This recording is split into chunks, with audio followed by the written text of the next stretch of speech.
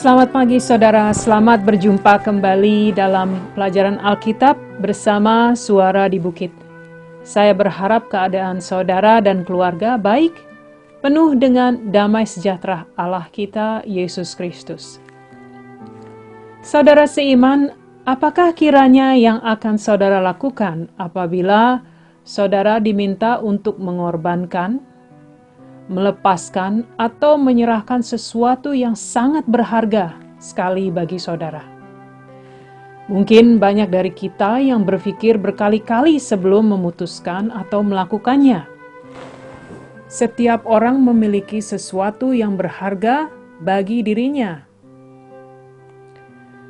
Kali ini kita akan belajar dari Alkitab bacaan Kejadian Pasal 22 ayat 1-18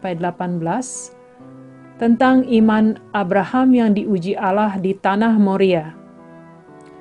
Kalau saudara memegang Alkitab sekarang, mari kita baca bersama. Kejadian pasal 22 ayat 1-18. Setelah semuanya itu Allah mencoba Abraham. Ia berfirman kepadanya, "Abraham." Lalu sahutnya, "Ya Tuhan." Firman-Nya, "Ambillah anakmu yang tunggal itu, yang engkau kasihi, yakni Ishak. Pergilah ke tanah Moria dan persembahkanlah dia di sana sebagai korban bakaran pada salah satu gunung yang akan kukatakan kepadamu." Keesokan harinya pagi-pagi bangunlah Abraham. Ia memasang pelana keledainya dan memanggil 2 orang bujangnya beserta Ishak anaknya. Ia membelah juga kayu untuk korban bakaran itu. Lalu berangkatlah ia dan pergi ke tempat yang dikatakan Allah kepadanya.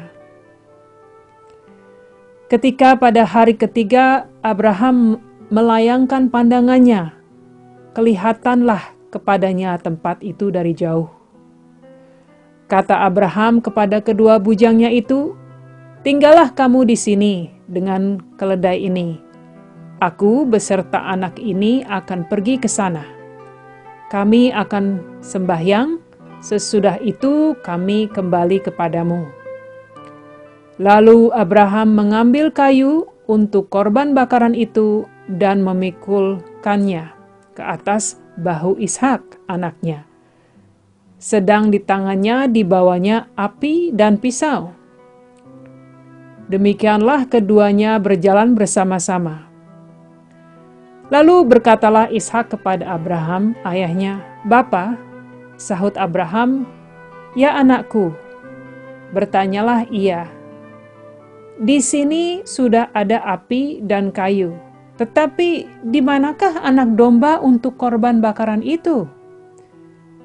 Sahut Abraham, "Allah yang akan menyediakan anak domba untuk korban bakaran baginya, anakku." Demikianlah keduanya berjalan bersama-sama. Sampailah mereka ke tempat yang dikatakan Allah kepadanya. Lalu Abraham mendirikan mezbah di situ. Disusunnyalah kayu, diikatnya Ishak anaknya itu dan diletakkannya di mezbah itu, di atas kayu api. Sesudah itu Abraham mengulurkan tangannya lalu mengambil pisau untuk menyembelih anaknya. Tetapi berserulah malaikat Tuhan dari langit kepadanya, "Abraham, Abraham," sahutnya, "Ya Tuhan." Lalu ia berfirman, "Jangan bunuh anak itu, dan jangan kau apa-apakan dia. Sebab telah ku ketahui sekarang bahwa engkau takut akan Allah, dan engkau tidak segan-segan untuk menyerahkan anakmu yang tunggal kepadaku." Lalu Abraham menoleh dan melihat seekor domba jantan di belakangnya, yang tanduknya tersangkut dalam belukar. Abraham mengambil domba itu, lalu mengorbankannya sebagai korban bakaran pengganti anaknya. Dan Abraham menamai tempat itu, "Tuhan menyediakan." Sebab itu sampai sekarang dikatakan orang, di atas gunung Tuhan akan sediakan. Untuk kedua kalinya berserulah malaikat Tuhan dari langit kepada Abraham. Katanya, "Aku bersumpah demi diriku sendiri. Demikianlah firman Tuhan, karena engkau telah berbuat demikian dan engkau tidak segan-segan untuk menyerahkan anakmu yang tunggal kepadaku, maka aku akan memberkati engkau berlimpah-limpah dan membuat keturunanmu sangat banyak seperti bintang di langit dan seperti pasir di tepi laut. Dan keturunanmu itu akan menduduki kota-kota musuhmu. Oleh keturunanmu lah semua bangsa di bumi akan mendapat berkat, karena engkau mendengarkan firman-Ku." Saudara, kisah yang terjadi lebih dari 5.000 tahun yang lalu telah memberkati banyak pengikut Kristus. Sangatlah luar biasa hikmat dan pengertian yang bisa kita dapati pada saat Roh Kudus menerangi hati dan pemikiran kita untuk dapat mengerti kejadian ini. Saudara, banyak ahli-ahli Alkitab yang memperkirakan bahwa tanah Moria atau Gunung Moria berada di daerah yang sama dengan Golgota, di tempat Tuhan Yesus Kristus disalibkan. Sejenak timbul pertanyaan, apa yang terlintas dalam pikiran Abraham dalam perjalanan menuju tanah Moria? Bagaimana dia tetap percaya atas segala janji yang Tuhan berikan kepadanya, menjadi bapa bagi sebagian besar bangsa. Hal ini sangat begitu sulit dibayangkan. Sebagai seorang ayah yang mengasihi anaknya, mungkinkah Abraham berpikir bahwa Tuhan begitu kejam menginginkan korban bakaran seorang anak yang begitu berharga baginya?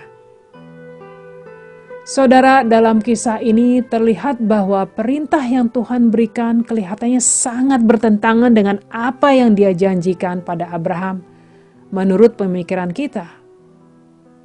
Namun Tuhan telah mengetahui hasil akhir sebelum segalanya terjadi. Apakah yang Tuhan tuntut dari Abraham? Sangat jelas sekali hati yang patuh untuk menjalani segala perintahnya, betapapun besar harganya. Satu-satunya harapan Abraham pada saat itu adalah bahwa Tuhan setia dan akan memenuhi apa yang Dia firmankan.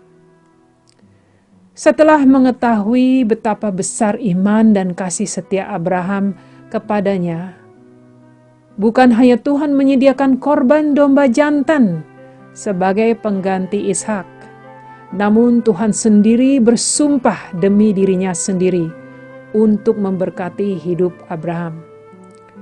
Dan mereka yang percaya mengambil bagian akan segala berkat yang dijanjikan. Saudara, keputusan satu orang yang patuh berpengaruh bukan hanya pada generasi masa itu, namun berlanjut sampai ribuan tahun kemudian. Saudaraku, 2000 tahun yang lalu kisah yang sama terulang kembali. Kali ini Tuhan sendiri yang mengorbankan anaknya yang tunggal Yesus Kristus di kayu salib untuk menebus dosa dan memberikan keselamatan bagi umat manusia dengan kuasa kebangkitannya. Mereka yang menerima Kristus sebagai juru selamat akan menerima bagian segala berkat yang Tuhan janjikan pada Abraham melalui Yesus Kristus. Tanpa hal ini, saudara, tidak akan ada harapan bagi kita untuk hidup berada di sisi Tuhan. Yohanes 14 ayat 6 mengatakan, Yesus berkata, "Akulah jalan dan kebenaran dan hidup. Tidak ada seorang pun yang datang kepada Bapa kalau tidak melalui aku." Saudara, mematuhi perintah Tuhan bukanlah suatu yang mudah dilakukan bagi banyak pengikut Kristus, termasuk saya sendiri. Tanpa mengenali dan membangun persekutuan dengan Allah, dan tanpa kuasa dan bimbingan Roh Kudus, mereka tak akan mampu menjalaninya, apalagi dengan kekuatan dan kemampuan sendiri. Hanya Roh Kudus yang bertahta di hati mereka, yang mampu memberikan kekuatan untuk patuh pada segala firman Allah. Iman yang kuat akan terbukti pada saat mereka menjalani percobaan yang sulit. Hal ini akan membuat mereka bertumbuh dan bersandar pada kasih Allah sepenuhnya. Saudara, Abraham diberkati karena imannya yang kuat pada janji Allah. Dia telah membuktikan bahwa dia bersedia untuk memberikan sesuatu yang sangat berharga kepada Tuhan.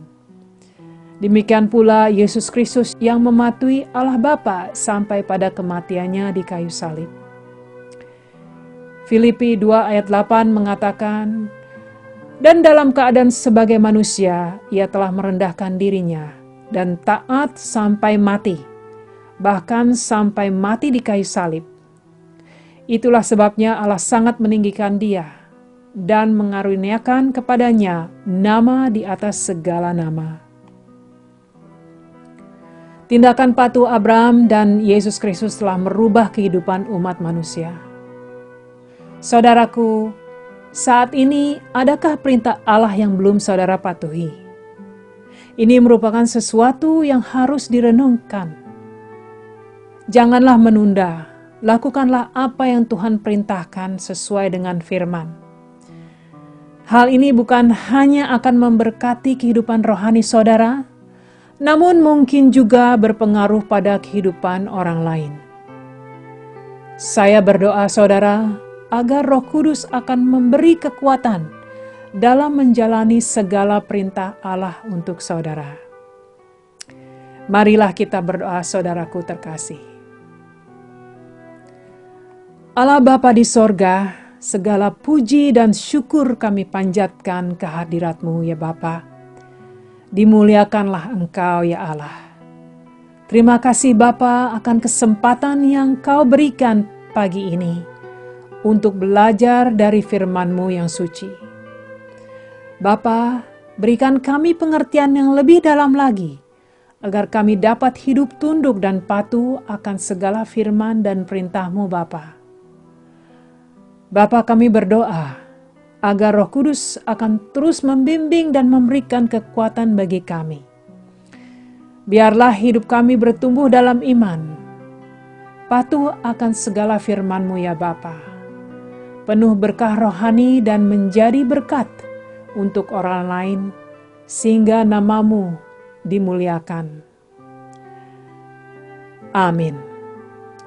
Amin saudara, terima kasih telah bergabung. Tuhan berkati saudara. Sampai berjumpa kembali minggu depan.